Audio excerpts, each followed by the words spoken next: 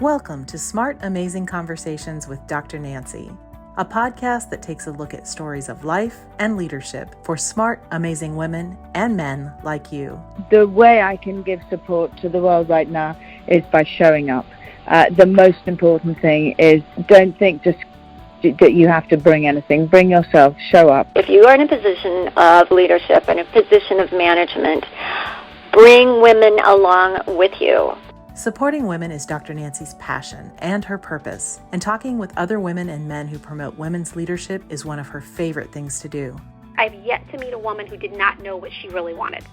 She was just either afraid to ask the questions or she was afraid of what the answers meant. Their stories connect us and help us understand that the possibilities are endless if we support each other and lift other women up. Trust is created by persistent identity. I show up in my conversations. I build relationships. I show up as myself time and time and time again. And trust is built. It's one conversation at a time. The outcome of the recent U.S. presidential election has left many feeling like the fight for equality has been dealt a heavy blow. But in times like these, it's important to remember that progress is never linear, and movements are not defined by setbacks, but by how we respond to them. In this special post-election episode of Smart, Amazing Conversations with Dr. Nancy, we've invited two thought leaders on the front lines of the gender equity movement to help us process this moment, find clarity in the chaos, and chart a path forward. Today's guests include Gloria Feldt, co-founder and president of Take the Lead, and Zakiya Thomas, president and CEO of the ERA Coalition and ERA Coalition Forward. Let's listen in as they, along with Dr. Nancy, help us turn discouragement into determination to keep pushing toward the change we know is possible. First I want to start out by saying welcome, Gloria. Welcome, Zakiya. Glad we could talk today. But, the one thing all these organizations that we've been involved with, and by the way, I'm on the board of Take the Lead. I'm also on the board of the ERA Coalition, which is, I'm very familiar with these organizations, very involved with these organizations. And these are also organizations I trust. I trust what we're doing together. I see much hope and possibilities with these organizations. And so I will begin that way because I think it's important to understand our relationship. Because you know what? When it really boils down to it, it's just about relationships. But all right, let me just throw out some key things at this point. We have a new administration coming into, by the way, I don't use certain names anymore. I use T. We have a new administration coming in January, but because of the election and the candidate that won, the popular vote, he is allowed to pick his cabinet before he takes office, which I didn't even know I didn't know how that worked. But anyway, those of us that are sitting back in organizations that have been working on gender equity, who've been working on equal rights, who've been, the power to, we've been working on these things for years. We're not going to stop what we're doing. But like a lot of organizations, we're preparing and thinking about what we can do to move forward and do so and stay out of that bubble. I'm going to call it a bubble. We stay out of that bubble because it's not going to do us any good. We're not about fighting. We're about coming together and connecting and being strong. So I'm just going to let you all, your first thoughts, because again, this is just a conversation and we're here just to talk about maybe more possibilities that when we come together, what we can do. So Gloria, you want to start?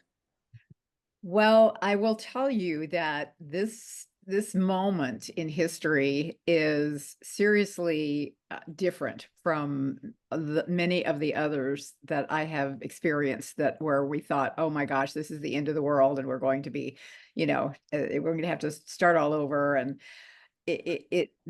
so many of the democratic, as they say, guardrails have been removed over time. There's been so much voter suppression over time.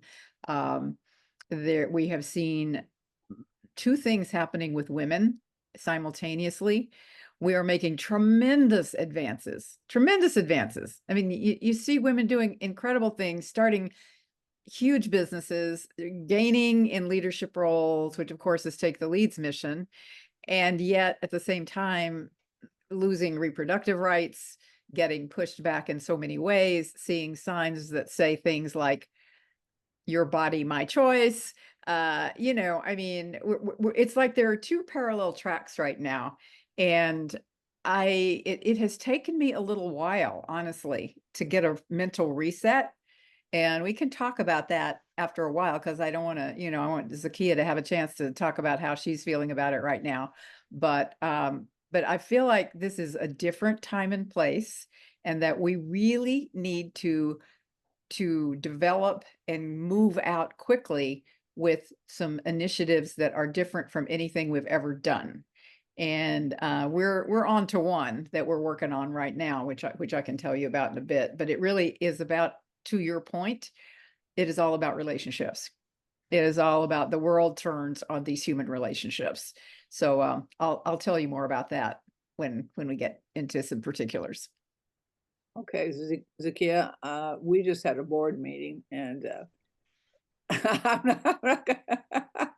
not going to say a lot, because I think Zakiya knows kind of what I was feeling when I had my chance to kind of spiel. I kind of spieled. I was like, blah, blah, blah, blah. But anyway, Zakiya, let's talk about you and what you're feeling. Yeah, so I don't know. I feel the same way many people did initially. Like, I couldn't get out of bed, or I didn't want to get out of bed, but I knew I had to, right? I knew I had to continue to fight back, because if I just stayed in bed, we would not move forward, which is what we need to do. So I picked myself up and I found that energy, and I channeled all of that into, what are we going to do next? And so we have always done a multi-pronged approach to moving the equal rights movement forward. And this gave us an opportunity to say, okay, well, we're going to still do these things, but we now have a window of opportunity in which the president can actually help us move things forward. So we need to double down on that effort. We're also working on our congressional front and working with the states as well. So for me, it wasn't unexpected, but it was still depressing to see the result. I guess it's 2 weeks now. But I'm trying to make this an opportunity and recognize that, it's going to be awful for the organizations that are in our space for the next 2 years at least, because we know that they're coming after us. I mean, the Supreme Court has already stated that they're coming after some of the rights that we've long established. We know the president doesn't care about, or the incoming president doesn't care about equality and gender equality. He's the reason why we have the Equal Rights Amendment blocked in the first place. And we're not, and the legislature has already shown us, the Congress has already shown us that they don't care about gender equality. They voted against it in the Senate last year. And fun fact, not really fun, but J.D. Vance, our incoming vice president, actually voted against the Equal Rights Amendment and said that he supported a provision that would have prevented Congress from making any action on it going forward. So we know what we're up against. And so that's actually helpful. They've shown us their hand. So now we know what we need to play in order to move forward to actually make sure that we have the rights that we so desperately need in this country. Yeah. Well, like I said, I think you're right. And I think, it did take each one of us a few days to to just let it settle in and react. And, and we know what happened the last time he was elected. I mean, and, you and I both know, you all know that there's going to be so many hirings and so many firings in a short period of time. And that was the administration. He would have someone there, sometimes even a few days. And the next thing you would know in the news. So the stability, there is nothing stable about anything that's going to be happening. But as you said, what's most important is that we have the stability of the community that we've both been building for all these years. And Gloria, I've been with them since the beginning, which is 10 years. Zakiya, I'm brand new with you all. But yet we're still on the same path, the same journey. But okay, let's talk about some of the strategies that people, let's start with you, Gloria. You said you've got some strategies. What are those? Well, so when you're faced with a situation like this, there are basically 4 different strategies you can employ. You can fight, and that's, people are always talking about resistance. And to me, and I've always said this, resistance is futile.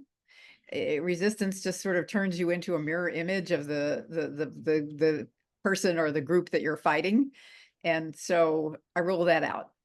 You can flee. which it was kind of tempting for a while, to go pet puppies or, do. I've never been a gardener, but maybe I was thinking about maybe I'll become a gardener now. Go back to Things that are, you can just flee and just run away from it all. But that's not, it's not in our character. It's not in our DNA. You can also flank, and sometimes that is a good strategy when you have, for example, I mean, this Congress is not going to be great, but it's also not going to be the worst we've ever had.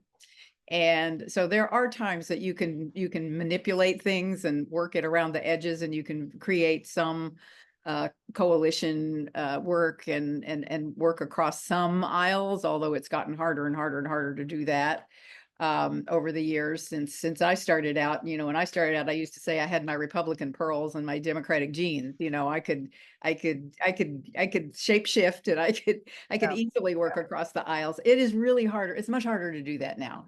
Yeah. But flanking is when I was president of Planned Parenthood Federation, how we got coverage of contraception by insurance plans, because we were able to find people who were willing to work together and strategize and figure out how to put it into a piece of legislation that wasn't actually that legislation, but it got put into some important legislation and became basically the law of the land, and then it set the pattern for every other insurance plan. And so sometimes you can sort of work inside and make things happen. But yeah. I feel like, and I'm trying to find another F word, so maybe you guys can help me.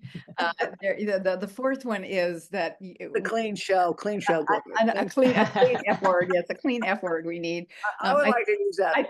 I'm thinking something like futurize, something like futurize. It's like just blast out something that is completely different than we've ever done. And one of the things that we are doing at Take the Lead right now is developing a plan to literally fan out all over the country. And we realize that, one of the power tools is use what you've got. One of the leadership power tools that I teach is use what you've got. And when we realize what we've got is thousands of women who have benefited from our programs over the years, thousands, and men too. And so we're working on a way to leverage that doesn't take, like bazillions of dollars, but it rather creates a structure where local groups can have the power and a structure within which they can work. And so that's, I'll be happy to elaborate a little on that, but I don't know exactly what it's going to look like, because we need to engage some of the women who have been through our programs to help us develop that. We can't just like put it out there full blown and expect it to be successful. We have to get the people who are going to need to make it happen be part of the planning process. But that's one of the things that we're looking at right now. We're also going to be doing a sort of a mini conference on women, wealth, and power in January in Arizona. And as Nancy, you have set such a great example of what you can do and why it's important for women to build wealth, and then to be very intentional about how you use it for yourself, for your family, but also for the good of the world. So those are two things that we're looking at right now. Those are things we can do that can create change and be ready the next opportunity we get to make big change. Yeah. Well, let us know about the January event. I'd love to be there for that, and be a speaker, do whatever I need to be. All right. Yeah. Because I was just thinking this morning that we don't have a philanthropy piece of it, and I'm going to put that into it. So you're on. Well, I think it's important to also state we are nonpartisan. This is this group and all the groups that are participating. And, if we added just the 300 with the ERA coalition and all the other organizations, it's 300 plus organizations that we can fan out all that information. One thing that Women Connect for Good is that we're very, very good at social media and connecting wherever we need to do so. So that's important. I'm gonna throw this out real quick, but and then I want Zakiya to talk about strategies also. But, they said, that some of the stats came in, and I don't know if they're accurate, is that a lot of people didn't vote. Yes. And a lot of women did not come to the table. And I think that's what the other party was believing, that women would pull us ahead as far as women leadership. I was actually listening to an interview, and this is when you get disappointed. This is when you get upset. This is when you think, oh gosh, maybe I'll just go out and ride horses and play with them. That a woman actually said, I don't think the United States is ready for a female leader. You know, we're one of the only countries, one of the few countries that have not had women leaders up to the point of Secretary of State. That was it. That's as far as our vice president. But we have not found that ultimate leadership, female leadership in our country. And to me, that's been that's been my journey. That's part of my journey. And of course, you know, we're going to have to wait another 4 years. But I would think that should be the strategy right there, is to bring in a strong female candidate and start now, and start promoting her now, and let everyone see what she does, how she does it, and how good she is at doing it. So that's my 3 cents for the day. But Zakiya, like I said, don't get me started. I won't stop. You know, but Zakiya, you know, I know we talked about a lot of strategy when I was on the board meeting, but I'll tell you this: I was confused when I got off. Yeah. I mean, I wanted to help, but I was confused because we had different people talking about different things and not agreeing. And so at the very end, I wasn't really sure what the next step would be. I think I kind of knew, but anyway, how about? So as I said, there are a lot of strategies that we're putting out there just to see what will actually work. So one is asking the president to do whatever he can to move the Equal Rights Amendment forward, whether that's lobbying Congress, publishing the ERA himself, or however he can go about moving the legislation or the resolutions forward to do that. Still working with our members of Congress, and I think that's part of the conversation you were talking about, where we weren't really sure how that was going to go forward. I mean, there are issues there too. We need to make sure that we have, to your point, we're nonpartisan, but all of the Democrats have signed on to our legislation in the past, and the Republicans have not. We've had 1 or 2 at best, and that's really in the Senate. We have folks in the House too. We need 4 Republicans in the House to say, you know what, I want this to be part of my legacy. We need 2 Republicans in the Senate. And this isn't partisan. This is just the fact. The reality is the parties have differences in how they approach this. But we know that there are good Republicans and there are good Democrats out there who want this to happen. We just need to find them and make it okay for them to do it. What people really need is their constituent base to come out and say, you know what, we want this. So regardless of whatever money your party is giving you, we need this to move forward, and we will give you the cover if you want to get reelected. So that's really one of the steps that we're working for, especially in the next 2 years. We know that midterm elections can make a difference in our Congress. And so not only are we focusing on the next couple of months with the Biden administration, but we're also focusing on what do we build in the next 2 years. The other part of the strategy, I was at a conference last week with a coalition focused on equality and justice. And we're doing a lot more. We've always done this, but we're doing more in engaging other issue areas, other focuses, so that we can all come together, because we know we're all under attack by the same forces. So how do we collaborate? How do we use our resources, our connections, our members to actually uphold and be that wall that we will need over the next 2 years to prevent the rollback of these rights that we know are coming? I mean, 2025 playbook is out there. We know what they're trying to do. We've seen it. They've given us the opportunity to know what's coming. And so we're prepared for what we need to do in order to push back against that. And I know, Gloria, to your point, you can't be the resistance, but you do need to be the stalwart. You need to be that pushback to make sure that they're not going to continue to come, where more people are advancing. Other folks need to hold the line to make sure that we're not going backwards. Yeah. I think to that point, those who are basically who share our passion and our views that women should have full equality. And also, full disclosure, I've been an advisor to the ERA coalition since it started. They need to visibly see people standing up and speaking out. So I don't mean to say that there should be nothing done. I just, it's just like you can kind of get drunk on resistance. Yes, you can feel like you're being so self-righteous, and that's where you're putting all your energies, but that doesn't really get the job done. Yeah. However, there does need to be a media strategy. There needs to be a, telling the story strategy. There needs to be people like us who stand up, speak out, and make news out of it. For sure. You're absolutely right. And in the opposition, and I'm saying opposition to equality, not partisan opposition, the opposition does that so very well. They are very good at telling a story in a very plain way that people understand, and getting it out there on their channel so people can receive it. I think that's part of what happened in the 2024 election. We were talking to two different audiences. They had their base out there on the channels that they promote, and they were very good about targeting those messages to the specific demographics. We have a very broad coalition. It doesn't work quite the same for us, but we need to learn how to talk to people on a way that they can actually receive what we're saying and not feel like we're, to your point, holier than thou or high and mighty, that we actually connect with people in a way that they understand what we're saying and the importance of it for them. Yeah. Well, I don't know if you remember, Zakiya, I was talking to a woman about the ERA coalition and giving her some of the things about body rights, reproductive rights, safety, security for women, and, the immigration. And she goes, you know what? That sounds like socialism. We still are not, our job is to educate. Our job is to create awareness. And I absolutely agree with you. But we have to, I think there are going to be a lot of people jumping ship. And so we need to give them safe harbor.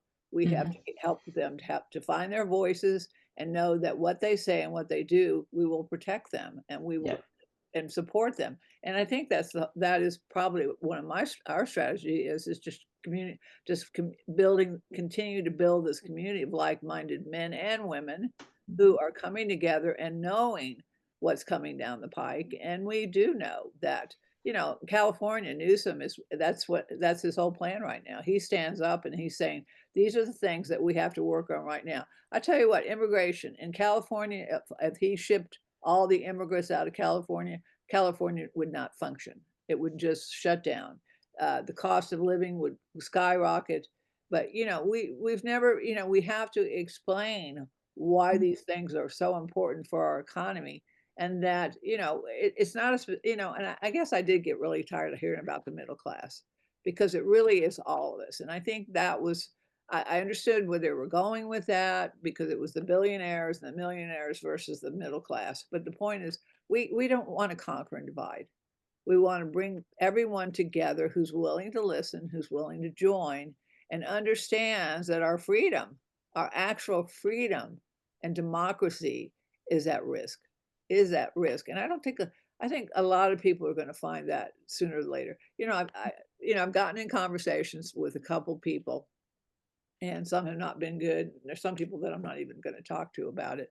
But the thing is that they're beginning to wonder about their decision to vote.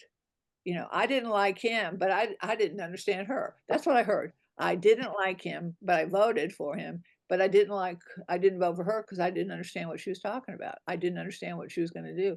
And we can't worry about that. All we can worry about is moving forward. So, okay, Zakiya, explain to me again what you believe.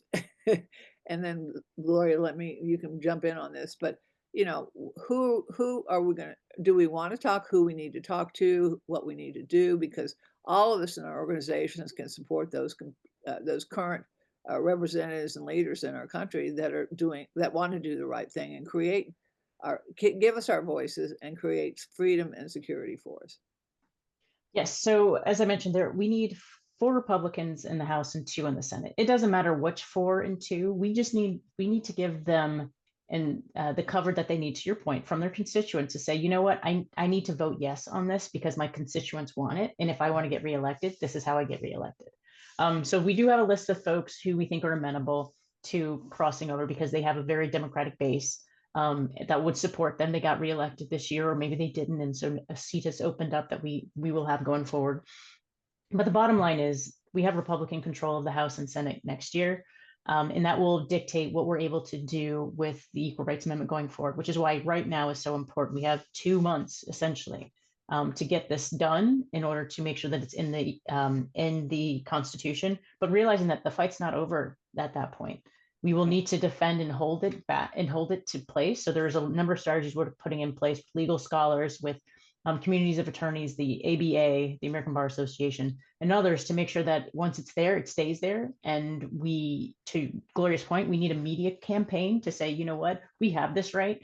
And there are people trying to take it away. So once it's in there, the difference is we have it, but we need to protect it and hold on to it. So we need everyone to understand what's at stake and why they need to make sure that they're voting for the right people, but also using their voice to say, I'm not going to take this anymore. We need to do something about it.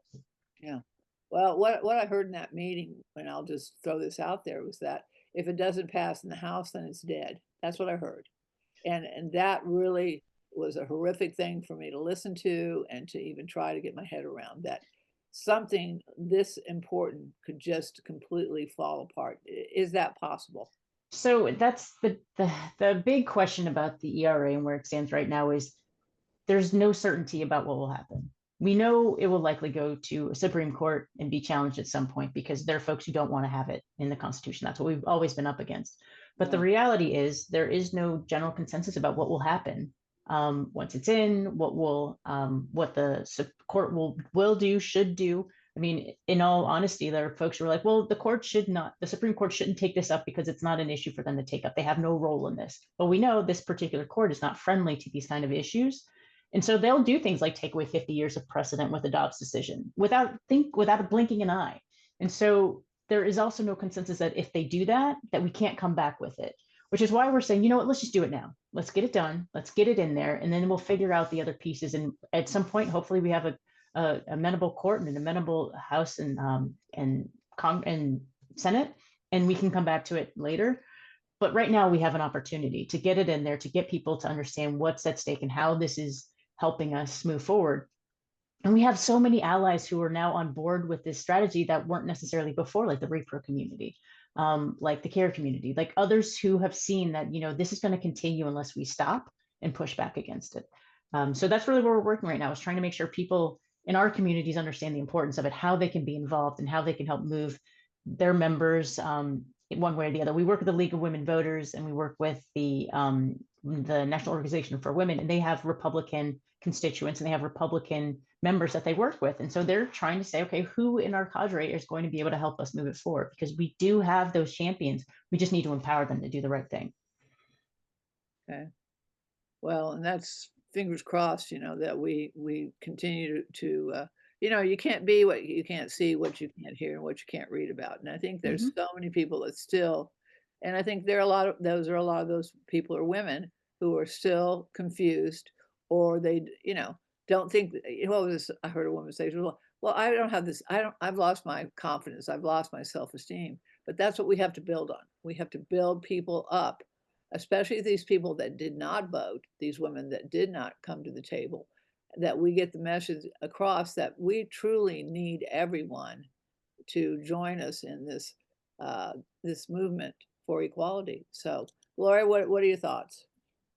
There are two things that I'd like to speak to based on Zakiya's very thorough explanation of some of the you know, the laws, and whether they say don't watch laws or sausages being made.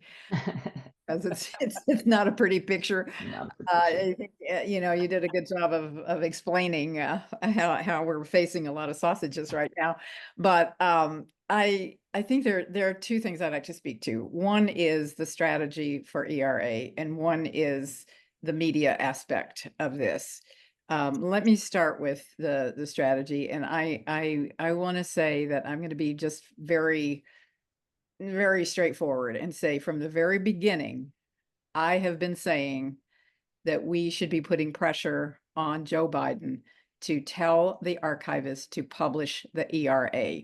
We will not be in any worse legal jeopardy with that strategy. And I don't know why we're not going to him. I want to say, good, thank you. Finally, we're actually saying that. I'm seeing it on social media and seeing it in some of your emails. It may be too little too late, but I really feel like he could totally solidify his legacy as being a champion for women if he would do that. And I actually 2 or 3 years ago had put together a little committee to start working on how to put pressure on him via some of his major donors and you know, what you do in politics. And it just sort of died on the vine because the coalition was simply not ready for that and kept trying to get it through Congress. It is not going to pass this time. I'm going to just say, if I were a betting woman, I'm going to say it's not passing before there's a new Congress. And when there's a new Congress, it's definitely not passing for the next 2 years until that Congress is changed. So I think the one and only strategy that could work right now would be having Biden. And and it popped into my mind that, well, how about getting Kamala Harris engaged in it? Because she is still the vice president and she feels very passionately about these issues. So how can we engage her in helping that happen? That is where I would put all my marbles right now. And as some of you know, I have said this before in jest, and I'm afraid it may not be funny anymore, that the ERA is where I came into politics. That's what got me first involved in 1972 in Odessa, Texas, when I made my first political contribution to getting the ERA passed in Texas. For $3, that was what I had. And I'm going out. I'm not going out until it's done. I'm not going out until it's done. But so we need to get this, we need to get it done, because it's really ridiculous to be one of the few countries that does not guarantee gender equality. I mean, it's such a simple thing. It is such a simple thing. Anyway, that's my 2 cents worth. And I really think we should be putting our energies right now on putting the pressure on Biden and bringing Kamala Harris into it, because what have they got to lose? Nothing. What have they got to gain? A legacy that says they were the people who really stood up for women's rights. That's my 2 cents on that. The media aspect of it is more troubling to me, because I was kind of also there at the birth of the Women's Media Center, and some of these things were what that organization has been trying to do for these years. And to its credit, there are many more female faces now on prominent media. There are many more women who are called to be talking heads. There are many more women who are anchors. And so from that standpoint, I think there's been success. But as Mika Brzezinski said, you can't win when you're dealing with people who believe lies. Yeah. And our media, our part of the media, the progressive media and the mainstream media and the centrist media, really cares about the facts. They really care about about telling the truth. And so it's an unequal, uneven kind of equation. And I think that calls on us to also create some futuristic ways of getting the story out, getting the message out. And that this is a big conversation we need to have. How do we do that? No, you're absolutely right. Part of the conversation we had at the coalition meeting last week was that we know that people are being fed lies and they believe it for whatever reason, whether it reinforces what they want to believe or because it's just easy to digest, and that's the only place they're getting their information. And think about it: most people get their news from social media. Who controls social media and the algorithms that are put into it to show you what you get in your feeds? We have an oligarchy right now. I mean, that's really what it's coming down to. We have wealthy men who are in control of our media, who are pushing the narrative that they want and driving people to those channels.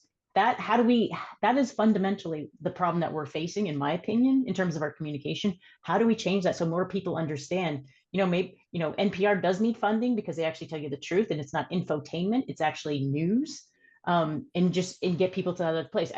I don't know how we do it, quite frankly. I rely on folks like you all who are more into the communication space to understand how do we get back to a place where the truth is important in news, and it's not just about getting people fun facts or things that they can get excited about, like cute cat videos on TikTok. Like, how do we get them the actual news instead of these false narratives that are being put forth? Absolutely. Well, again, we have to find every resource that each organization has, and then we bring together with those resources. Because but we have to have a message that is clear, and a message that we can all speak and talk about. Because again, we don't need all these divisions that we've had. We've got to come together. I mean, they're over here, but we have to come over here and speak the truth. Yeah, no, I definitely agree with both of you, and there's no doubt about it. Well, we're now into past our 30 minutes, but I do want. Well, I like to respect people's time and energy, and I know that we've got a lot to do, but talking to Biden, and again, we talked about that in the board meeting. Some people say he won't do it. He's already said he won't do it. But again, as he gets closer to the end of his term, and Kamala gets in, what has he got to lose? Yeah, so what I will say is we have been. You could feel good about walking away with one thing that you did, and you could hang on that for the rest of your lives, and your children's lives and their children's lives if you did this. So I'm just going to say that they were interviewing. Everybody watched the fight Friday night, Mike Tyson. I couldn't understand it, but I had everybody over Thanksgiving dinner early. And so they were glued to the TV screen, but they did an interview with Mike Tyson. He says, I don't want a legacy. He says, I'm going to be dead. I don't want a legacy. And I thought to myself, a guy like you would not like to have a legacy as far as your history and what you've done for boxing. And he said, no, I don't want a legacy. So I hope Biden doesn't say something like that. But Mike No, Tyson, that's not what he says. He actually quite the opposite. He doesn't want to be the person who puts the Equal Rights Amendment in the Constitution gets struck down by the Supreme Court. That's what we're hearing. But to your point, like Laura, we've been working with them for years now to move this forward. Ridiculous. And so we're continuing, and why the reason we're doing all avenues and not putting all of our eggs in one basket is we know there are good people who are working primarily on that and just that. We got to try everything. Honestly, like we have to try everything, throw it at the wall, see what sticks, because there are so many different layers and so much uncertainty about what could happen next. So bringing in scholars to talk to him, bringing in all sorts of folks, advocates and the like. So we're doing it. We're trying. It's just we got to have the public face and the political face moving forward at the same time. Right. But when it comes to media, like I said, during the election, I would turn one channel on, then I'd turn another channel on, then I'd go to another channel, and they each had their own verbiage, their own talk, and and it's really interesting because people do listen to that and they do believe what they see and what they hear. And I don't know about reading, but I read a lot about things. But so Gloria, yes, we've got to have a single place, or maybe there's a place that we say go to if if your social media on your smartphone, your iPad, your computer, but then where you're going for your TV watching. I mean, it really makes a difference if we can start also directing people where they're going to get the most important information and factual information about what's going on. So, Gloria, your last more comments, but we're not done yet. So it's just we're going to continue. We're going to continue. We will, and we will ultimately prevail because we're on the right side of history. Yeah. And the right side of history is on the side of expanding the rights and the ability of people, of all kinds of people, to be able to simply have the freedom and the opportunity to give their best gifts to the world. I mean, that to me is what the Equal Rights Amendment has always been about. It is, and that is what feminism has always been about. It's just simply the simple opportunity to be able to give what you have and enable you to develop your capacity and your abilities, and then give it to give your best thinking, your best creativity to the world and make the world a better place. So we're on the right side of history, and it's a hard, difficult slog, and but we are also, I think, at a juncture where we need to think some new thoughts and let some new ideas come into the bloodstream and not be afraid of that. And Nancy, I know you always say we need to all work together. And I always say I was 2 inches taller when I started doing coalition work, but because it's kind of hard, but it really has to be done, and we just have to keep at that. And at the same time, it requires some leadership that people are willing to listen to get a bigger picture and a bigger vision and a really energizing vision of what we can accomplish together. And I think that's what we need to work on. Yeah. Well, and I think we're saying this, and this is where I come from, is that we build upon what's good. We have diversity, we have representation and diversity and more inclusiveness than we've ever had in our history. So it's also something that we do. Not only do we continue to connect the dots, but we continue to build on the things that we have accomplished and what we're doing, because some people don't even know that. But the important is that we build on what we've done and done well. And then we put maybe a little spin on it, a different direction, but we continue to direct people to things and places that they can continue to learn and find their voices, and that we all move forward, and the sooner the better. But I like I said, it's just got to keep moving forward. Yeah. Thank you, Nancy, for your leadership on it, because we're not done, and Zakiya, I'll see you this week. Gloria, I'll see you soon. But thank you for your time, for your commitment, and your courageousness, and for thinking about the good of the world, because people watch the United States. They were talking to other countries. They're saying they're watching, they're wondering, but we set a precedence, and we've got to show them what the true precedence is to keep our democracy, to keep our gates open for those that come into our countries, and just democracy, freedom. The Statue of Liberty, she's out there still. So, all right, I'll talk to you all soon. Have a great day, and happy Thanksgiving. Thank you. Take care. Bye-bye. Bye. If you enjoy these smart, amazing conversations, please subscribe, rate, and review them on Apple Podcasts, Spotify, Amazon, or wherever you listen to your favorite podcasts. And read and enjoy more amazing stories in my books, In This Together, How Successful Women Support Each Other in Work and Life, and Leading Women, 20 Influential Women Share Their Secrets to Leadership, Business, and Life. Thank you for listening.